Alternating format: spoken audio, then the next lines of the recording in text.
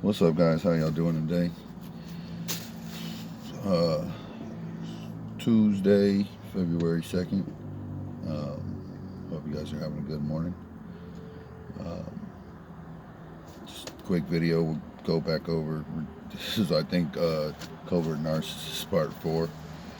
Um, Quick, we'll just do a word from God. And, God, He says in the Bible to count your trials. Count it all joy when you go through your trials. This is, more or less how God builds your character, builds your faith. And, in today's church, I get so upset. And I'm not upset because, God, just about maybe things are done. Not that God isn't in the presence, not that it's not, you know, but I feel like the churches too, you know, they paint God as this like, genie almost. If you do this, this, and this, then you'll get this and this and this. And let me tell you guys, it is always going to be a struggle. It's always going to be tough. It's, you know, there's certain things that, you know, when you learn about your faith and when you learn about God, that will be provided. But, however, um, you're still going to have the trials, guys. You know, it's not going to be like, well, I'm going to go to Jesus and everything's just going to be okay. But I mean, it's going to be okay. I mean, don't get me wrong, but um, yeah, I don't think the church preaches enough about the struggle of being a Christian and how tough it is, especially in a world like this, where they're working so hard to take God out of everything. Why,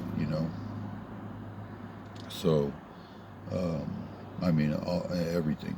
It is, you know, but you gotta have faith, and so count of joy when you go through trials, guys. I know that's hard and difficult. If you're going through a trial, I understand that it is okay, but it is faith building.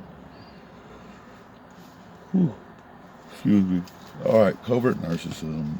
Um, they love to play the victim, guys. They're the victim. They are just okay, and you can be, victimized, guys. But when it becomes your, and especially after narcissistic abuse, I mean, the mental toll that it takes on you, I understand, feeling like a victim.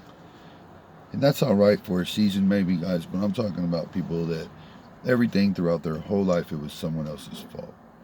And they're, so charming and so, well, I mean, we know they're not sincere, but they seem so sincere about it. And, me not, just, I guess not questioning it a lot. I didn't want to pry. Certain things I just didn't want to pry. I figure I'll just, let them, let her talk. Um, and just maybe that alone, But, now that I can know that this is a red flag, I mean, she's always the victim. I mean, if it were her, there was nothing her fault. Ever not her fault. They're going to play the victim.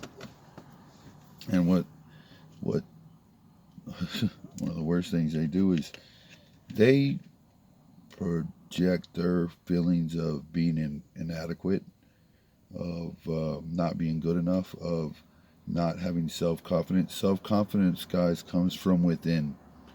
You don't need anybody for self-confidence. See, you don't need to be validated. You don't need any of that. But what they'll do is they'll start to project onto you. And when they're triangulating you and the things that they really feel about themselves are what they're telling your friends behind your back. They're telling your parents, but they're telling pretty much anyone who will listen, guys. So be real careful with that, them projecting it onto you, because I allowed it, and And you wouldn't, and this is one of those subtle things, you know, it's not like it happens overnight. It's just, you know, over time. And it's like, you know, I don't care who you are. If someone tells you you're stupid every day, eventually you might start to believe it, you know. Um, it's a mind thing.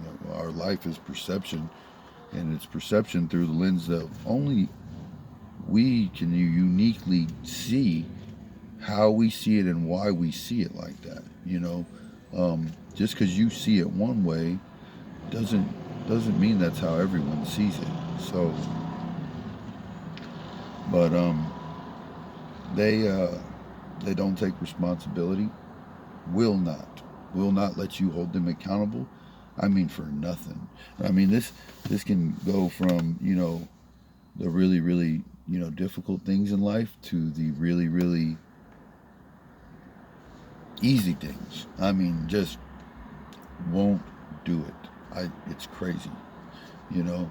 It got to a point where uh, I did notice it, you know, and I just didn't understand. Like I said, that's why a big reason I'm making these videos, because I just, like, out of nowhere, you know, came this, and I had no idea.